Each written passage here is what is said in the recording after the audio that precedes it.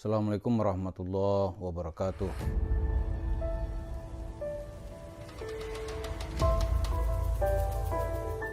Para pemirsa, setelah dalam bahasan kita pada beberapa waktu yang lalu, itu banyak orang meminta, khususnya kawan-kawan yang bergerak di dunia pers, meminta saya membahas lagi apa yang dimaksud dengan ayat Al-Quran tentang kata-kata zon.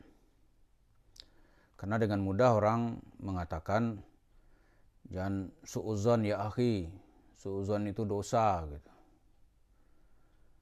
Nah, dalam Al-Quran ada ayat yang difirmankan oleh Allah Subhanahu wa taala dalam surat Al-Hujurat ayat 12. Begini bunyi ayatnya. A'udzubillahi minasyaitonirrajim. Bismillahirrahmanirrahim.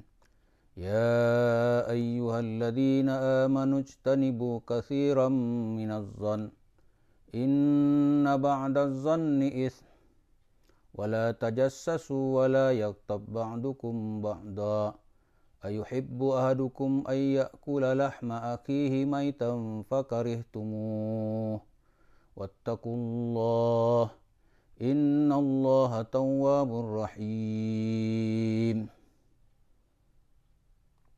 Jadi, wahai orang-orang beriman, jauhilah oleh kamu katsiran minaz-zon, kebanyakan dari zon, karena inna ba'daz-zon ismun, sebagian dari zon itu dosa. Nah, ayat ini dibahas dalam pandang beberapa mufassir. Dalam tafsir yang berbahasa Arab, katakanlah Imam As-Sabuni, dia tidak membahas dengan detail dengan kitabnya Safwatut Tafasir. Tapi di bahasa Indonesia ada juga tafsir Pak Quraisy Shihab membahas arti zon ini, zon apa yang dimaksud. Jadi dalam penjelasan ayat itu dijelaskan itu tidak semua zon itu berdosa gitu. Ba'da zon gitu. Laisa kullu zon. Sebagian dari zon. Inna ba'da zanni ismun. Menjauhi sebagian besar dari zon. Karena kata Pak Quraisy, yang dimaksud itu adalah zon yang mengandung dosa itu kalau kapasitasnya itu mencapai 30%. Adapun 70%-nya ya itu tidak masuk dalam wilayah dosa gitu.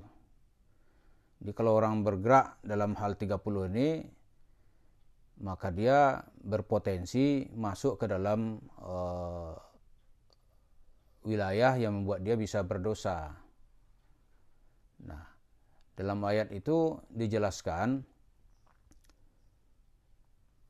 yang masuk dalam wilayah dosa itu didetilkan sedikit, misalnya wala tajassasu, jangan memata-matai gitu. Wala yaktab ba'dukum ba'da, jangan mengorek-ngorek kelemahan atau aib seseorang gitu. Itu enggak boleh, yang dia tidak mau masalahnya itu dibongkar gitu. Nah, dunia kewartawanan itu kan bergeraknya di wilayah zon. Karena di atas dari zon itu disebut dengan yakin gitu. Jadi berdalil dengan keyakinan. Dan kalau terjadi permasalahan, penyelesaiannya di pengadilan.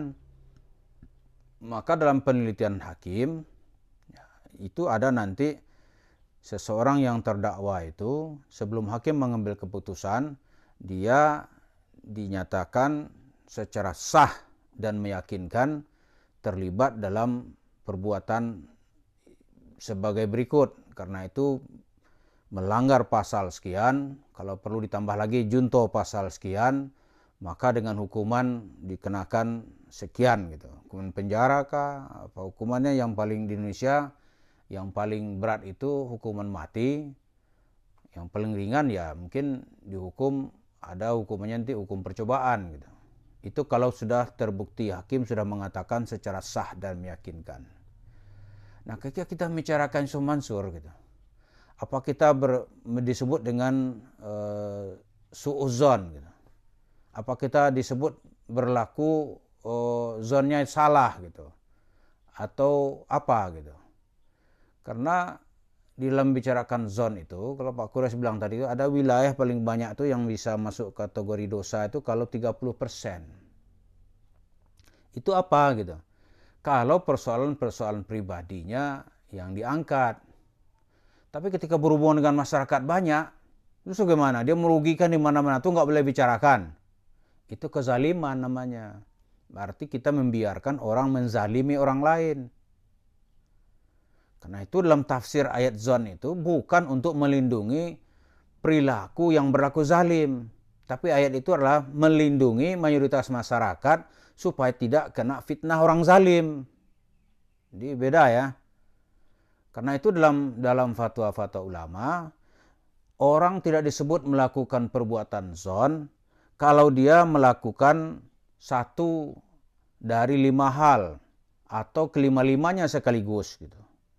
Yang pertama disebutkan di sini itu dia meminta fatwa, minta kepastian hukum. Ini gimana hukumnya? Misalnya suami istri, katakanlah ya dalam hidup dia mau cerai. Dia ketahuan suaminya, misalnya suami saya ini setelah saya menikah lebih 6 bulan, ternyata dia seorang pelaku LGBT gitu. Dia seorang gay atau transgender. Apa dia disebut membuka aib suaminya? Ya enggak lah, tanya ke hakim gitu. Atau sebaliknya, suaminya melaporkan, meminta kepastian hukum kepada hakim atau kepada ulama. Dia datang kepada kiai, gimana Pak Kiai? Istri saya ternyata seorang lesbi gitu. Apa itu membuka aib? Ya tidak. Justru itu untuk melindungi dirinya biar tidak terkena dengan perilaku penyimpang pasangannya. Jadi satu yang pertama minta fatwa. Yang kedua, itu menyebut keburukan seseorang yang memang tidak segan-segan menampakkannya di hadapan umum. Misalnya nih, ini seseorang bercerita dia telah mengakukan hubungan seks tanpa nikah dengan banyak perempuan gitu. Itu kita sebut itu manusia bejat gitu. Apa kita membuka aib? Ya tidak.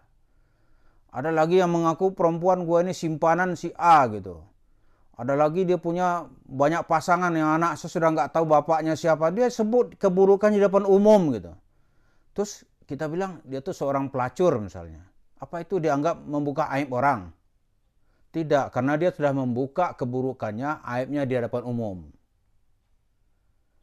Yang ketiga, menyampaikan keburukan seseorang kepada yang berwenang dengan tujuan mencegah terjadinya kemungkaran.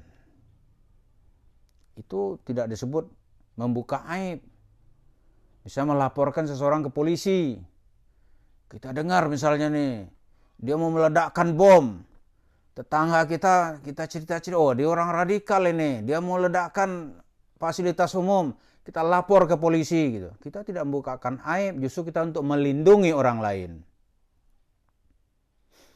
Yang keempat, menyampaikan keburukan seseorang kepada siapa yang sangat membutuhkan informasi tentang yang bersangkutan. Misalnya dalam konteks menerima lamaran.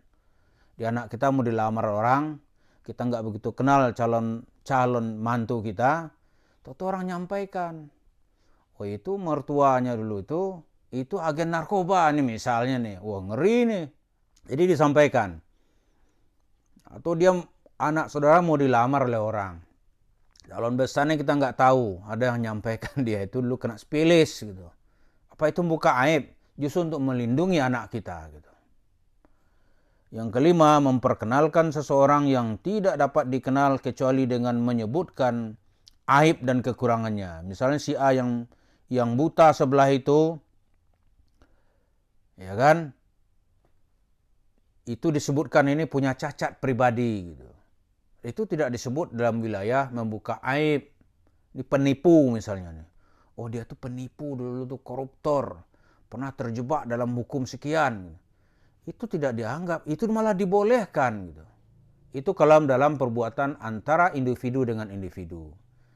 Lalu yang 70% tadi itu wilayah negara. Kalau negara kita negara terbuka, lantas intelnya lemah gitu, ya mampuslah negeri kita ini. Diobrak-abrik oleh orang-orang luar gitu. Negeri kita negeri terbuka.